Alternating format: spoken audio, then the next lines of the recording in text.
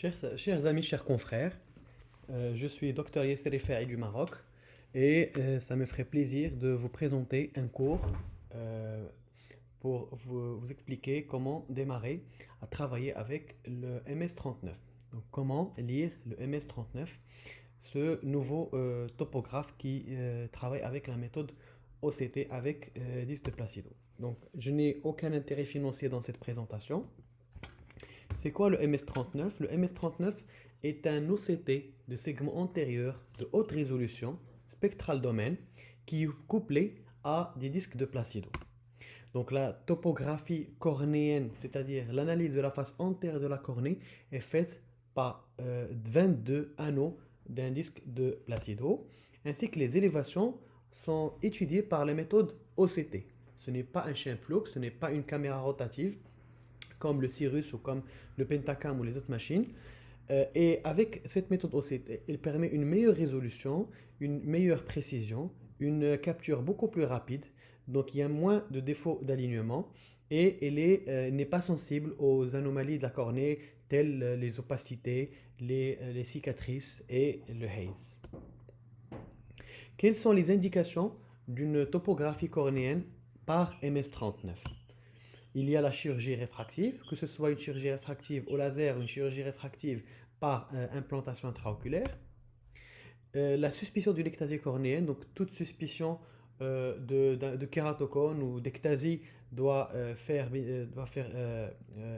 la rechercher par un examen topographique. Le suivi des kératocones, les anomalies ou les maladies cornéennes, les cicatrices cornéennes.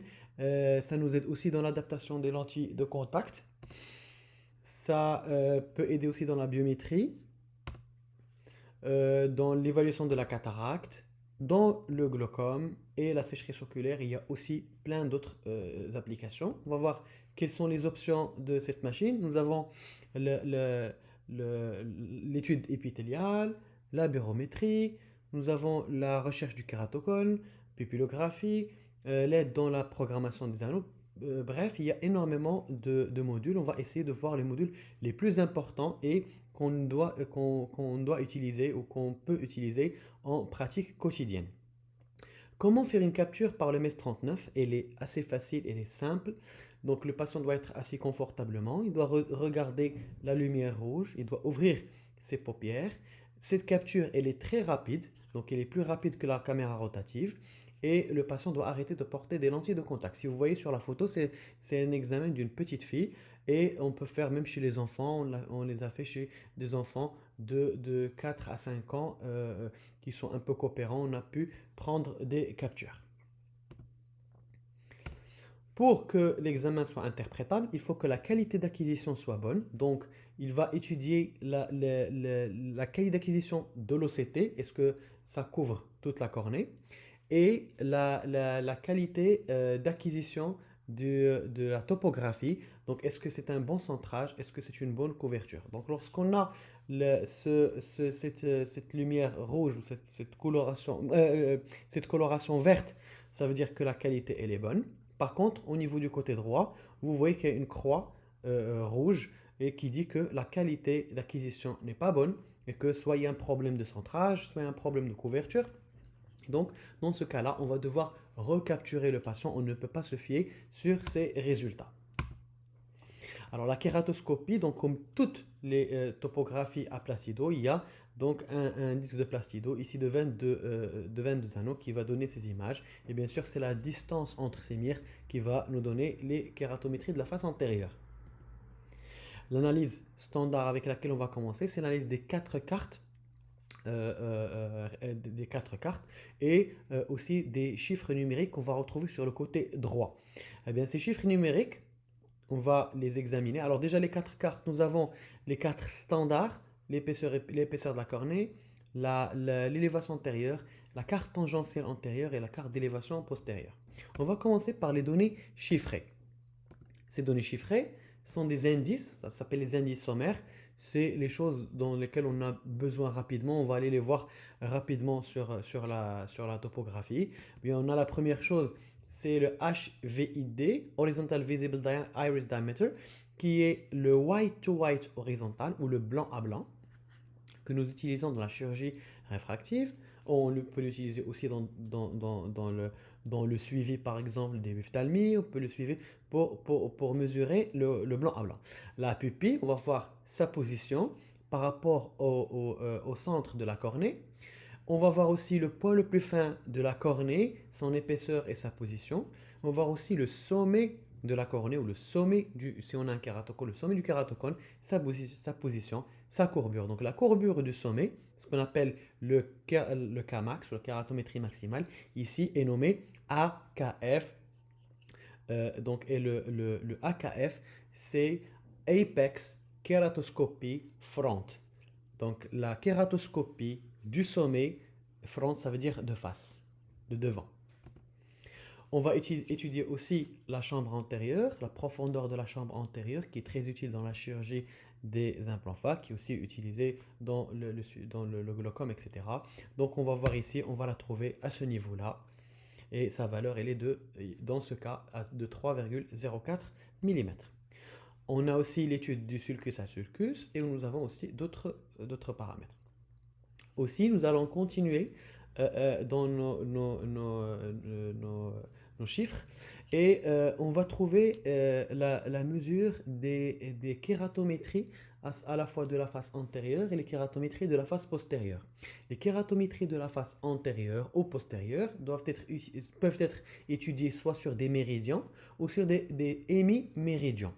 Alors, soit sur des méridians, nous avons ici, au niveau de cette image-là, nous avons la kératométrie le K1 et le K2 avec la moyenne, c'est-à-dire le KM et le cylindre. Et bien sûr, on peut l'utiliser sur 3 mm, 5 mm et 7 mm. La même chose au niveau de la face postérieure. Alors, on peut utiliser par méridien. Ici, je peux cliquer et changer vers méridien. Donc, méridien, face antérieure, face postérieure. Et on peut étudier par hémiméridien à la face antérieure, à la face postérieure. Alors, l'étude des hémiméridians a une utilité supplémentaire, c'est de nous rechercher ce qu'on appelle le skewed radial axis, ou cette angulation qu'on ne peut pas trouver sur les méridians, et qui est aussi un signe d'anomalie cornéenne. Et bien sûr, pour chaque surface, on étudie 3 mm, 5 mm et 7 mm. On va aussi noter les indices épithéliaux, c'est-à-dire l'épaisseur de l'épithélium, le point le plus fin, qui est ici à 49, sa position, et on va étudier l'épithélium sur 3 mm et l'épithélium entre le cercle de 3 mm à 6 mm. On va voir l'épithélium minimal, maximal et la moyenne au niveau de chaque zone. Et bien sûr, on va voir tout à l'heure l'étude approfondie du mapping épithélial. On va étudier aussi les formes, donc la forme de la cornée. Pour chaque diamètre, on pourra étudier le rayon le plus plat et le rayon le plus cambré au K1, K2, et on peut les étudier soit en dioptrie, soit en millimètres. On va étudier aussi les aberrations, ou le wavefronts, par le root mean square, qui peut être étudié au niveau de la face antérieure, la face postérieure aussi, donc dans un diamètre choisi. La Q-value, ou le facteur d'aspéricité, va être aussi étudié sur chaque face antérieure, face postérieure, et en fonction du diamètre que nous voulons.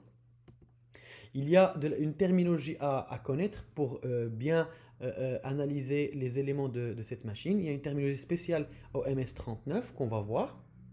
Donc nous avons au niveau de la carte Keratoconus summary, ou le résumé kératocone, donc où nous avons plusieurs zones. Et là, en agrandissant, on va voir AKF, AKB, KVF, KVB. C'est très simple. Le AKF, c'est Apex Keratoscopy Front, qu'on vient de voir tout à l'heure. C'est le point le plus cambré du sommet de la cornée. C'est ce qu'on appelle le Kmax de la face antérieure. Le AKB, puisque c'est la même chose, mais pour la face postérieure, c'est-à-dire back, et c'est le point le plus cambré au niveau de la face postérieure. Donc c'est le Kmax de la face postérieure. Donc AKF, c'est le Kmax de la face antérieure. Le AKB, c'est le Kmax de la face postérieure. Et puis nous allons des données sur l'élévation.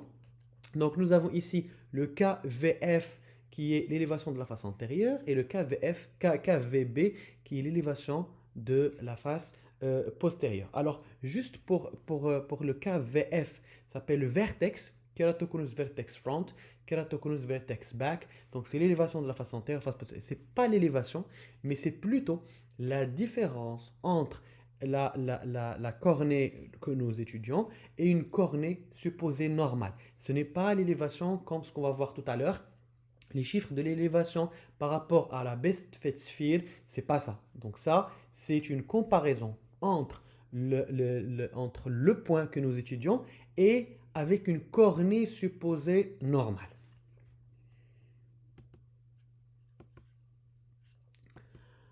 Alors, d'autres choses à étudier. Donc, pour pouvoir poser un diagnostic et nous aider un petit peu dans le diagnostic, donc la machine a de l'intelligence artificielle, on va voir ça en détail tout à l'heure. Donc, il y a ces éléments-là, vous allez voir, la symétrie de courbure.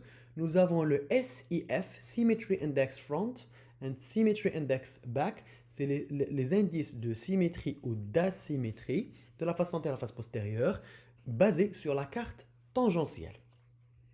Donc, ils peuvent être soit normaux, soit intermédiaires, soit normaux, intermédiaires ou anormaux. Et nous avons aussi des éléments qui sont aberrométriques, le BCV, ce sont des Elevations Based Indices. Ce BCV c'est un indicateur d'aberration qui va étudier le coma et le trefoil et le spherical aberration. Uniquement ces trois aberrations, puisque c'est les aberrations les plus importantes du kératocone. Et on peut les étudier au niveau de la face antérieure, BCV front, BCV back, BCV total. Donc, SLF, c'est la symétrie, BCV, c'est les aberrations qui comportent uniquement coma, trefoil, spherical aberrations au niveau des deux faces. Maintenant, on va rentrer dans le vif du sujet et l'analyse des différentes cartes. Donc ici, on va voir les quatre cartes standards où on va voir la carte d'épaisseur de la cornée totale, carte tangentielle antérieure, la carte d'élévation antérieure et la carte d'élévation postérieure. Donc ce modèle à quatre cartes, il ne change pas. Vous avez toujours ces mêmes quatre cartes que vous ne pouvez pas changer. Vous pouvez uniquement changer les couleurs et changer l'échelle. Par contre, il y a une méthode ou des cartes qui sont une méthodologie qui est plus intéressante, c'est les 6 cartes. Alors, la méthode 6 cartes ou le 6 cartes display, il va vous donner 6 cartes et vous avez le choix de les modifier sauf les deux cartes à droite. C'est-à-dire la carte sagittale antérieure et la carte sagittale postérieure vont rester et vous ne pouvez pas les changer. Par contre, les 4 cartes qui sont à gauche, vous pouvez les changer et les modifier en fonction de ce que vous voulez. Et vous pouvez avoir la carte épithéliale, vous pouvez avoir la carte d'épaisseur du stroma, la carte d'épaisseur de toute la cornée, l'élévation antérieure, l'élévation postérieure, carte axiale, la carte tangentielle antérieure, tangentielle postérieure, la carte de la profondeur de chambre antérieure, donc les cartes de puissance totale, etc. Donc vous pouvez prendre la carte que vous voulez et la mettre au niveau de ces quatre zones-là. Au niveau de ces quatre zones, vous pouvez les modifier. Au niveau de ces deux-là, ils sont figés et vous ne pouvez pas les modifier. Ça, c'est une carte très intéressante parce que en fonction de vos besoins, en fonction de ce que vous étudiez, vous pouvez avoir une vue globale sur tous ces éléments-là. Et là, ce qu'on va faire, quand on est sur ces cartes, si on veut voir par exemple celle-là, je peux double-cliquer ou double-cliquer sur celle-là et je peux tomber sur une seule carte. Alors maintenant on va étudier carte par carte. Alors, je vais commencer par la carte sagittale antérieure qui est une capture par le disque de Placido. Cette carte axiale antérieure ou sagittale antérieure, donc elle va étudier les courbures de la face antérieure par méthode axiale, c'est-à-dire que donc la machine va déterminer un axe pour toute la face de la cornée. Elle va calculer les rayons à partir de cet axe et mesurer bien sûr par l'indice de réfraction qui est ici de 1.3375, mesurer la puissance de chaque point au niveau de la cornée. Donc cette carte axiale que nous connaissons sur les autres machines, c'est la même chose, donc elle va étudier la même chose, la symétrie, étudier donc l'irrégularité. On va voir est-ce que c'est une forme régulière, par exemple ici c'est une forme qui est régulière en symétrique bataille, en sablier, ou bien elle peut être ronde ovale s'il n'y a pas d'astigmatisme. Et bien sûr, on peut voir un SRAX qui pourra confirmer par les émimères. Ici, nous n'avons pas, la machine ne vous donne pas l'axe le plus cambré et l'axe le plus plat sur les cartes, mais vous allez le voir sur les hémiméridians. Donc ici, vous pouvez voir une cassure, mais vous allez sur les hémiméridians et vous pouvez la confirmer. Les hémiméridians, c'est ce qu'on vient de voir ici. Donc je reviens, je fais exprès de revenir pour insister sur ça. Donc pour déterminer le SRAX, je suis obligé de revenir sur les hémiméridians, par exemple de la face antérieure, et je vais voir donc ma cassure de l'axe le plus cambré. Mais cette représentation n'existe pas sur l'analyse de la carte elle-même. Donc vous n'allez pas avoir donc un axe comme ça dessiné en rouge comme ce qu'on a sur les autres machines. Alors je continue. Pour la carte axiale, ici vous voyez, c'est une carte axiale d'un kératocone où nous avons la symétrie, nous avons la cassure et nous allons voir, donc c'est tous les critères qu'on connaît déjà, il n'y a pas de changement. Donc l'indice de Rabinowitz de 1,5 dioptrie, et on peut avoir au niveau de la carte axiale soit des formes normales, soit des formes anormales. Les formes normales, ce sont les formes symétriques lorsque les valeurs sont normales, et les formes anormales sont les formes qui sont asymétriques ou les formes qui sont cassées. Eh bien, voilà, vous allez ici les différentes formes de Rabinowitz. Nous avons aussi sur cette machine la 3D. Donc toutes les cartes que vous avez, vous pouvez les regarder en 3 dimensions en mobilisant et vous pouvez faire le tour de votre cornée. Ça vous donne une idée assez objective et assez palpable sur ce que présente votre cornée. Est-ce que c'est un kératocone? Vous pouvez bien localiser. Est-ce que c'est un kératocone central? Est-ce que c'est un kératocone périphérique? Et vous allez pouvoir donc la tourner et voir la position du cône, sa forme et son ampleur. La carte tangentielle. La carte tangentielle, c'est aussi une étude de la face antérieure de la cornée, c'est-à-dire devant l'épithélium, et elle se base sur donc le principe différent de la carte axiale, c'est que ça s'appelle la carte instantanée. C'est-à-dire que pour chaque point au niveau de la face de la cornée étudiée, qui est la face antérieure, donc il y aura un rayon déterminé pour chaque point. Donc il y a ici un rayon qui est différent de l'autre rayon, et plus le rayon il est petit, plus la cornée est cambrée, et bien sûr, à partir de ce rayon et de l'indice de réfraction de la cornée, eh bien, nous allons obtenir la kératométrie de ce point. Cette kératométrie qui est beaucoup plus réelle que l'autre, mais comme elle donne des images qui sont un peu trop irrégulières, donc tout le monde a l'habitude de travailler avec des cartes axiales, et la carte Sagitta a un intérêt vous allez voir ici, ce kératocone, elle permet de mieux localiser le cône. Mais en chirurgie réfractive, quand on travaille souvent, c'est avec la carte axiale, mais ça dépend des habitudes de certains. Il y en a ceux qui travaillent avec les cartes tangentielles. Alors, la carte axiale postérieure, c'est la même chose, c'est le même principe que la carte axiale. Et nous avons une carte axiale normale où c'est symétrique, et vous avez la carte axiale de la face postérieure qui est anormale. Donc ici nous avons un bombement au niveau de la face postérieure. Cette carte axiale postérieure est très intéressante. Pourquoi elle est très intéressante? Parce que la face postérieure n'est modifiée par aucun élément. La face antérieure, elle est modifiée par le film lacrymal, par l'épithélium, alors que la face postérieure, elle n'est modifiée par aucun élément, et elle relate la réalité de la face postérieure de la cornée. Nous avons aussi la tangentielle. Ça, c'est les mêmes malades, c'est les mêmes yeux. Ça, c'est un œil normal, œil kératoconique, et c'est le même yeux. Mais vous voyez, quand on met une carte tangentielle, les images sont beaucoup plus petites, elles sont beaucoup plus raccourcies et elles sont mieux localisées. Donc, ici, vous voyez un œil normal, une face postérieure normale, et ça, c'est une face postérieure où il y a un kératocone. Donc, la face postérieure est une face qui représente fidèlement la forme de la cornée. Elle n'est modifiée par aucun paramètre. Les cartes d'élévation. Alors, l'apport de la topographie cornéenne par élévation, qu'on avait dans le Scheimpflug ou dans le slit lamp, ben, on l'a toujours, bien sûr, avec l'OCT, qui va nous faire des coupes, qui va nous mesurer l'épaisseur de la corne au niveau de chaque zone et déterminer l'élévation de chaque point. Donc c'est le même principe. C'est-à-dire que l'élévation, c'est quoi? C'est la comparaison d'un point d'une face de la cornée avec une surface de référence. Alors, dans le MS-39, la surface de référence est une best fit sphere. C'est une sphère de référence qui épouse le mieux la forme de la face et c'est une sphère parfaite, c'est-à-dire que la Q-value, elle est normale et vous allez voir ici, par exemple, une sphère de référence de 46,55 dioptries. C'est la sphère de référence avec laquelle la face d'une cornée qui se rapproche de ces valeurs va être comparée. Donc, uniquement Best Fit Sphere.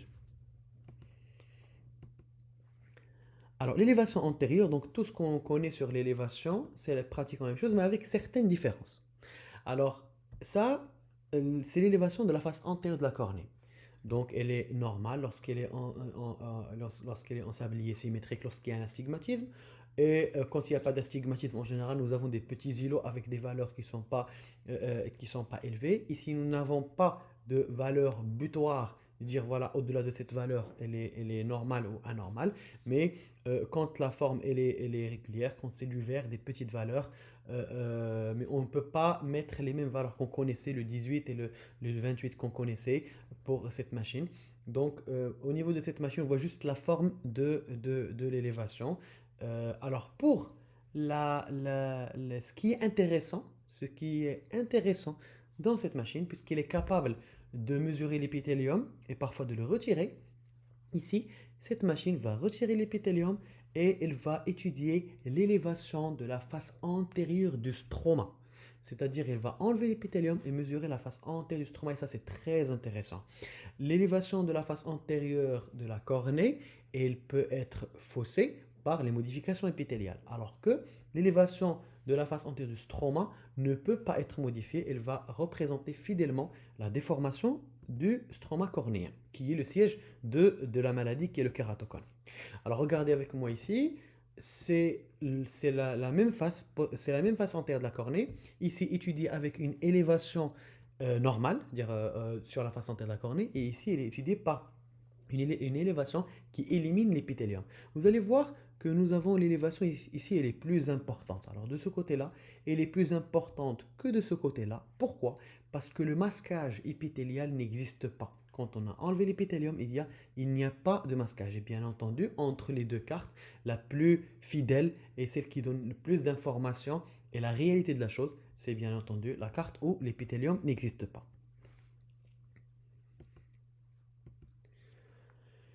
L'élévation postérieure, bien sûr, comme on a étudié sur les autres machines, c'est une carte qui est intéressante, qui va étudier l'élévation de la face postérieure. Donc ça, c'est une carte qui est normale, et ça, c'est une carte qui est anormale, où nous avons un îlot avec une couleur très chaude qui témoigne d'un bonbon au niveau de la face postérieure.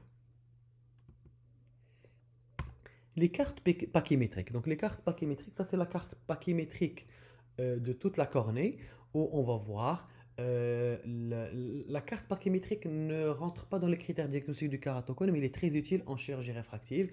Bien sûr, une cornée qui est fine, ou une cornée où il y a un déplacement de la partie la plus fine vers le bas, une cornée où il y a une grande asymétrie pachymétrique, bien sûr, c'est une cornée qui reste suspecte. Donc ici, à gauche, nous avons une cornée normale. Au niveau du côté, ce côté droit, c'est un kératocone, mais on ne peut pas dire sur cette carte c'est un kératocone, mais il y a quand même un petit déplacement et vous allez voir quelque chose de plus intéressant. Alors ici, donc la forme, la symétrie, et on va voir la pachymétrie, la carte pachymétrique uniquement du stroma. Et ça, c'est encore très intéressant. Alors, au lieu d'étudier toute la cornée, avec l'épithélium compris, ici, la machine va enlever l'épithélium, elle va étudier uniquement le stroma. Et ça, c'est très très intéressant parce que tout le masquage venant de l'épithélium va être exclu et on va voir ici une cornée normale. Et ça, c'est la même cornée qu'on a vue tout à l'heure, mais on voit qu'il y a un déplacement plus important du point le plus fin. Donc, si on compare avec celle-là, voilà, il y a un déplacement plus important du point le plus fin de ce stroma. Donc c'est utile pour le diagnostic, C'est utile pour le suivi, donc on va suivre un stroma et on sait vraiment qu'est-ce qu'on est en train de suivre, pas un mélange stroma-épithélium. Et ça nous permettra aussi dans certaines indications thérapeutiques, comme dans le cross-linking, de connaître en préopératoire l'épaisseur du stroma pour savoir si on va aller vers un protocole standard ou un protocole spécial cornée fine.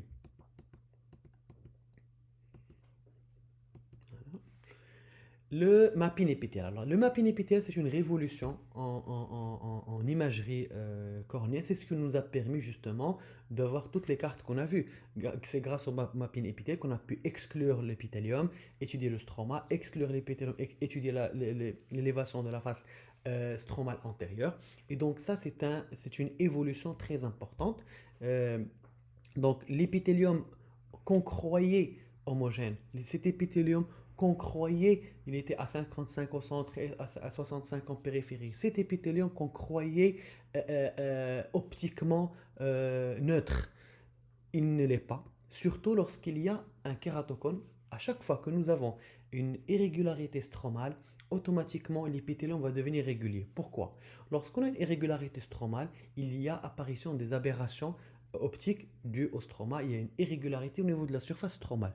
Eh bien, l'épithélium, comme c'est une couche qui est renouvelable et qui va s'amincir au niveau de certaines zones, s'épaissir au niveau d'autres, ben son rôle, c'est de faire disparaître les aberrations venant du stroma.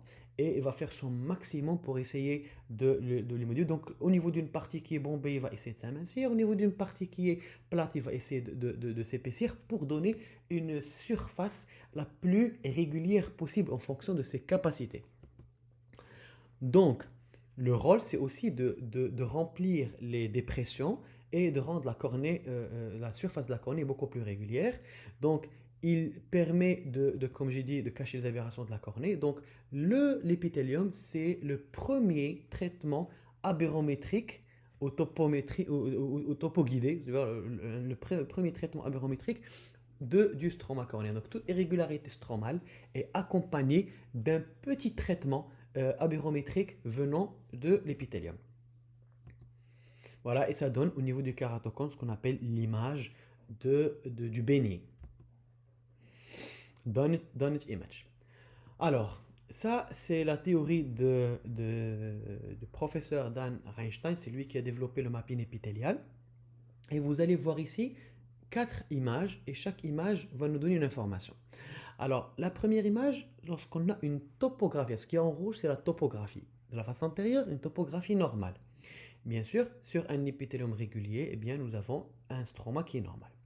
Ici, nous avons une topographie qui est anormale. Nous avons un bombement de la face antérieure et qui est associé à un amincissement au niveau du sommet du cône. Donc, dans ce cas-là, ça confirme qu'il y a un kératocone. Donc, ce bombement au niveau du stroma va entraîner un amincissement ici, un bombement ici. Donc, quand on a une anomalie au niveau de la face antérieure associée à un amincissement au niveau du sommet du cône, eh bien, ça confirme notre diagnostic de kératocone. Alors, cette image-là, on va le retrouver ici. Alors, regardez, la face antérieure, donc la topographie, elle va retrouver un bombement, mais ici, nous avons un épaississement au niveau de l'épithélium, au niveau de la zone la plus cambrée, ce qui élimine l'éventualité d'un kératocone au niveau de cette zone. Donc ici, au niveau de ces deux cas, nous allons avoir la même topographie cornéenne, mais un mapping épithélial différent qui va nous permettre de dire ce patient c'est un kératocone, ce patient n'est pas un kératocone. Et nous avons la situation où la topographie cornéenne, elle est normale, comme ce cas-là. Alors ici, topographie normale, mais nous avons au niveau de cette zone, si vous voyez, c'est un kératocone, mais c'est juste que c'est un kératocone qui est petit, qui est débutant, et dont les capacités de l'épithélium à le cacher sont encore respectées. C'est-à-dire que l'épithélium dans ce cas-là, il va s'amincir au niveau du sommet, il va s'épaissir en périphérie, et il va tout cacher, et il va dire, voilà, moi, ma cornée, elle est normale. Et il va cacher les anomalies qui sont situées au-dessous. Et c'est là les cas des pièges, c'est là les cas où on fait des chirurgies réfractives cornéennes sur des topographies qui sont dites normales, mais où nous avons des surprises avec des ectasies. Regardez le comportement de l'épithélium sur un kératocone. Ça, c'est une coupe OCT qui va nous montrer, regardez le kératocone, la face postérieure qui est très fidèle et qui ne change pas, mais la face antérieure, normalement, elle devrait suivre cette face, mais elle est plus régulière. C'est grâce au comportement de l'épithélium qui va s'amincir ici et qui va s'épaissir au niveau des zones les plus plates et s'amincir au niveau du sommet. Regardez ici le comportement de l'épithélium sur une image OCT où nous avons ici une dépression importante du stroma, mais la topographie cornéenne, si on prend une topographie cornéenne, va nous montrer une surface régulière.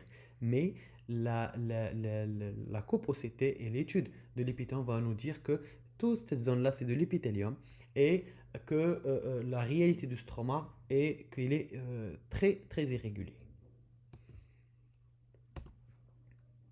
Quelle est la sémiologie d'un épithélium normal? Alors l'épithélium normal, c'est un épithélium qui est, on va dire, régulier, mais avec une petite asymétrie due à la paupière. Donc en haut, il est un peu plus aminci au haut qu'en bas. Et cette différence est en général de 5 microns. Il est sensible, bien sûr, au port de lentilles de contact. Il est sensible à la sécheresse oculaire et aux pathologies de surface oculaire. L'épithélium anormal, c'est un épithélium qui va essayer de cacher un kératocone. Donc, qui s'amincit au niveau d'une zone et qui s'épaissit au niveau d'une autre. Il s'amincit au niveau du sommet et il s'épaissit au niveau autour de ce sommet qu'on voit ici, cette image qui est typique. Et vous allez voir en 3 dimensions, en 3 dimensions vous la voyez mieux et vous la sentez mieux. Donc en 3 dimensions, cette machine nous permet des 3 dimensions pour toutes les cartes. Et on va voir ici cette zone qui est très mince entourée d'une zone qui est épaissie. Est-ce que vous pensez que cet épithélium-là, il est optiquement neutre? C'est pas possible. Donc c'est un épithélium qui n'est pas optiquement neutre. C'est une couche qui n'est pas optiquement neutre. Et donc il faut vraiment en tenir compte dans toute prise en charge d'un patient qui a un kératocone. Donc on va voir encore d'autres images. Ici nous avions un kératocone qui est central. Ici nous avons un kératocone qui est un peu périphérique. Où nous avons une zone qui va s'amincir, une zone qui va bomber. Donc dont l'objectif c'est de régulariser la cornée. Ici c'est une cornée où il y a un coma. Et donc cet épithélium va essayer de masquer un coma par un coma inversé. Voilà la zone d'épaississement et la zone d'amincissement. Ici aussi, nous avons un kératocone qui est paracentral, où nous avons aussi un coma. Et ici, il va s'amincir, il va s'épaissir ici en créant comme une sorte de petite lentille qui contient un coma inversé par rapport au coma qui se trouve au niveau du stroma. Alors, le mapping épithélial, il nous permet aussi d'éliminer les faux positifs de la topographie. Alors cette image-là, c'est comme l'image qu'on a vue tout à l'heure, où la topographie est anormale, où nous avons un bombement au niveau de la face antérieure sur la topographie, mais le mapping épithélial va montrer un épaississement au niveau du sommet et qui va éliminer un kératocone au niveau de ces zones-là. Mais il faut toujours corréler ces images-là avec l'élévation de la face postérieure, avec la carte axiale, avec l'OCT en coupe et l'image à lampe à fente. Parce que dans certaines situations, il y a eu des articles publiés qui montrent qu'il peut y avoir une association entre un kératocone et une dystrophie de la membrane basale et on aura en plus du kératocone des anomalies de la membrane basale avec des cicatrices et qui vont entraîner une prolifération épithéliale même au niveau du sommet du cône. Donc ne prenez pas ce signe comme de façon aveugle. Donc si vous regardez ça, eh bien allez-y, bien chercher au niveau du stroma antérieur, à la fois par la lampe à fente et par la coupe OCT, haute résolution que vous donne cette machine. Alors le résumé kératocone, c'est de l'intelligence artificielle. C'est un outil qui va nous permettre de collecter certaines données et nous donner des indices. Ces indices, ils peuvent nous aider, mais il ne faut pas les utiliser aveuglément. C'est-à-dire, je ne vais pas résumer l'étude de la topographie cornéenne à cette carte-là où je vais aller voir et que la machine va me donner le diagnostic. Non, la machine va donner juste un indice et va m'orienter, elle va m'aider en plus. Par exemple, ici, nous avons les paramètres que nous avons vus, les paramètres de symétrie, paramètres d'aberrométrique, coma, tréfoil et aberration, high spherical aberration, et bien sûr les différentes cartes. Alors ici, ça étudie la carte tangentielle antérieure et postérieure, les cartes, donc les cartes pachymétrie d'élévation par rapport à la normale, et ici la pachymétrie relative. Donc ces cartes-là, avec ces paramètres, vont nous dire ça c'est une cornée qui est compatible avec la norme. Mais si vous remarquez, ce keratoconus summary ou ce résumé kératocone n'étudie pas l'épithélium. Donc, dans ce module, l'épithélium n'est pas inclus dans son étude. Donc, vous pouvez avoir une image, par exemple, ici, qui est normale, mais si vous trouvez l'épithélium qui est anormal, à ce moment-là, vous allez rectifier le tir. Donc, ne suivez pas ce module de façon aveugle. Il peut vous aider, mais ce n'est pas l'analyse de la topographie par MS39 ne se limite pas à ce module. Alors, vous avez ici un cas limite selon la machine, elle vous dit kératocone suspect. Mais donc à cause de l'élévation peut-être, à cause des cartes tangentielles. Mais en étudiant l'épithélium, en étudiant les autres paramètres, vous allez pouvoir dire est-ce que vraiment c'est un kératocone suspect ou bien c'est une normale ou bien c'est un kératocone qui est confirmé. Ici, nous avons tous les éléments d'un kératocone qui sont évidents, où les cartes sagittales sont anormales, ou l'élévation anormale, la pachymétrie anormale. Donc dans ce cas-là, la machine elle vous dit c'est un kératocone c'est compatible avec un kératocone. Dans ces cas qui sont évidents, vous n'avez pas vraiment besoin de cette machine, de ce module plutôt. Vous n'avez pas besoin de ce module pour qu'il vous le montre. Donc, et nous avons des situations où nous avons des anomalies de la surface, des anomalies d'élévation, mais ces anomalies ne concordent pas avec un épithélium car les anomalies ne sont pas situées sur le même point. Vous allez le voir ici. Et ça nous donne cornée anormale au traité. Par exemple, après un LASIK décentré, après une greffe de cornée, après une chirurgie de ptérygion, une chirurgie de cataracte avec suture. Donc tout ça, ça va nous donner ce abnormal au traité. Mais il ne faut pas suivre aveuglement ce module. Et le constructeur vous le dit.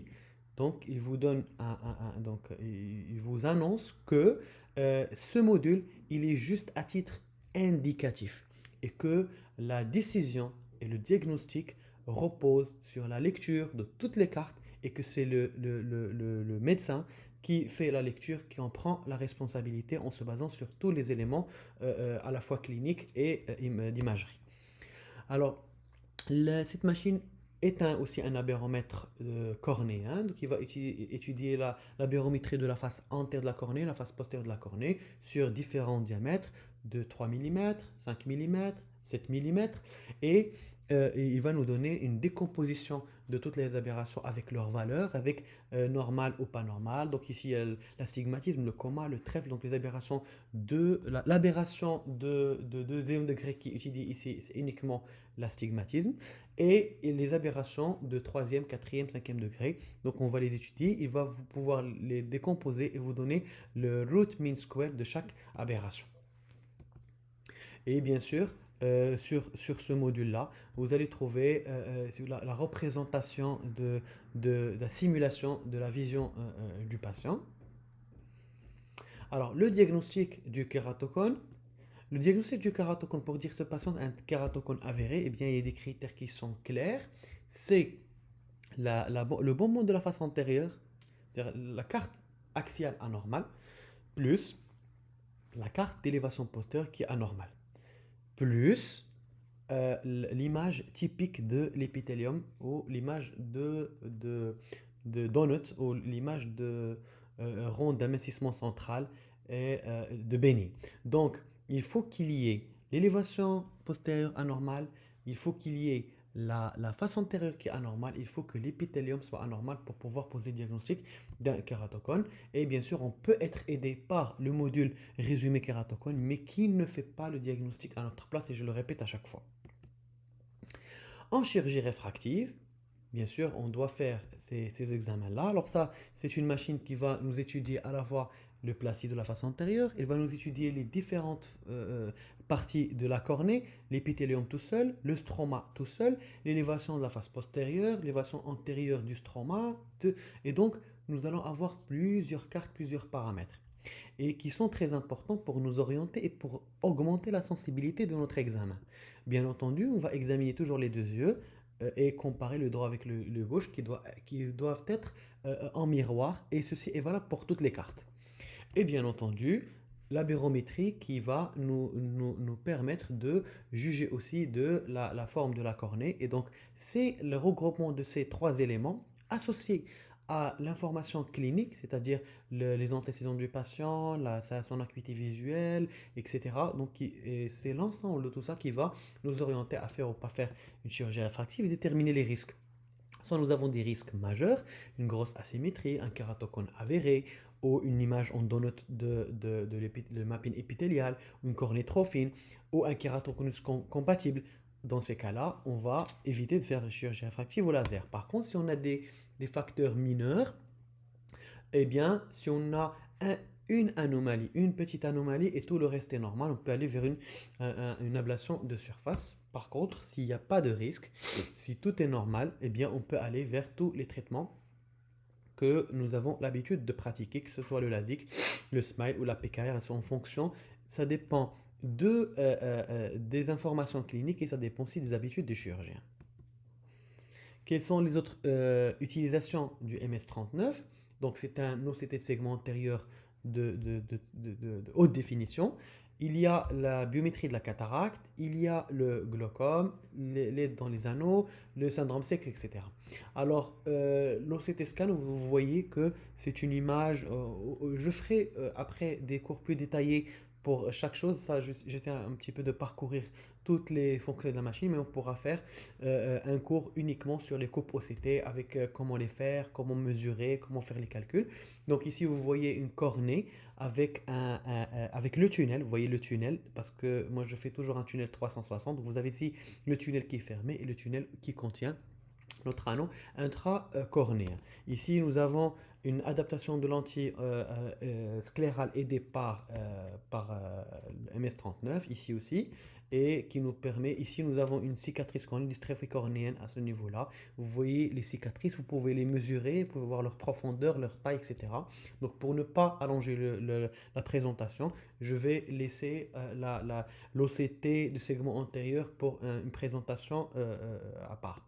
Alors ça aussi, c'est l'adaptation. Et vous regardez ici, vous voyez une cornée greffée. Donc une greffe de cornée sur laquelle on est en train de faire une adaptation de lentille sclérale.